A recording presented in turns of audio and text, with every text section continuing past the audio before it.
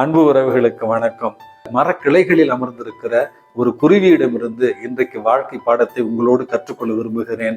எந்த குருவியும் தான் அமர்ந்திருக்கிற கிளை ஒடிந்து விடுமே என்று அச்சப்படுவதில்லை.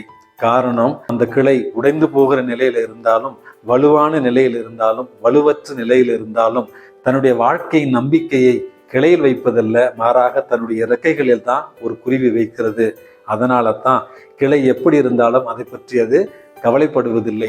அன்புமிக்கவர்களே, நாம் அமர்ந்திருக்கிற கிளை என்ற வீடு கணவன், மனைவி, பெற்றோர், பிள்ளைகள், வேலை, நட்பு, உறவு, காதல் இவை அனைத்துமே நம்மை காப்பாற்றும் என்று நினைத்தால் ஒரு நாள் ஏமாந்து போவது நிச்சயம்.